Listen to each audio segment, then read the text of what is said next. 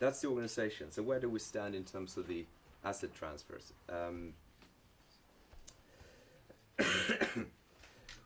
Well, as you know, I mean, the asset quality review and the stress test were critical components in order to progress, because they do form the critical input in terms of defining what are the required package in terms of, you know, the complete measures in order to rehabilitate the 3 systemic banks that we are allowed to work with.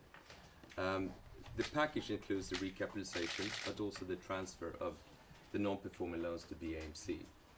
And actually the AQR and the stress test has been a very critical component, because it actually does form the critical input for the transfer price formation, which, you know, in the end, I think DG Comp will approve and do so very shortly.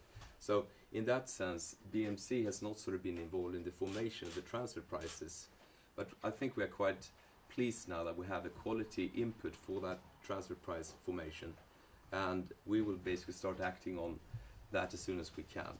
So good milestone passed. We are now still awaiting for basically the final approval from DG Comp, and we are working very hard in order to make all the necessary preparations so we can start executing basically, if we can, the same day, but without any delays, basically as soon as we have that approval from DG Comp.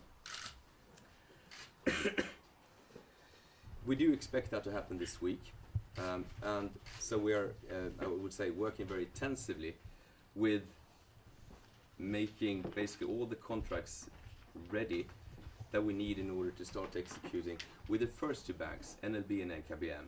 As you know, and I think you've been briefed before, the third bank, Abanca, which we also are working with and making sure we prepare, they will come a little bit later, because they still have to approve their restructuring plan with DG Comp, and that is not sort of possible to do this year. It will come basically in the first quarter next year. But the most important thing is that we are getting ready to start this process with the plan to have this ended, i.e. we have transferred over operationally all the non-performing loans out of the 3 banks by end of April. That is sort of my target date right now. And we will start by doing that by actually conceptually working on a solution where we legally will transfer all the assets, if possible. There might be some assets that we cannot do because that would be destroying value, but all the assets out of the 2 banks, NLB and KBM, where we take legal title to the assets before year end. Still, we will do it in a way where we will make this very orderly, i.e. we will have a solution where we take ownership of the assets, but then we will have a number of tranches, 5 as planned right now, where we operationally take control of the assets. And you might ask, why don't we do everything at the same time? But I think the most important thing is that we have an orderly transfer, so nothing gets sort of lost in the transfer process. There's actually quite a lot of work that has to be done in the banks in order to prepare each file. They have to basically do a legal review or legal diligence in order to make sure that, should we call it, no rights to title and no rights to collaterals are sort of damaged as part of the transfer.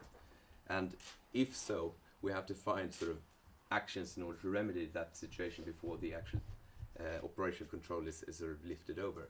They need to basically also prepare the actual documentation and make sure that all the paperwork is in order. And they have to make sure that there is a digital copy, so we are not sort of losing anything in the transfer. And actually we are working now in order to set up, I would say, a transfer protocol and a transfer process being monitored by Bank of Slovenia. So we have sort of a very formal but very structured and sort of a quality process in terms of how the actual files are handed over from the banks to BMC, where they sign off that they have left it and we sign on that we have received it, and we do this in a very good way. I mean, the worst thing would be that there is a sort of an uncontrolled and uncoordinated handover process and things get lost in the transfer, and I think, you know, nobody has anything to sort of gain from that. At least nobody should have anything to gain from a sort of that process. And we will make sure that it sort of becomes an orderly process when we do this.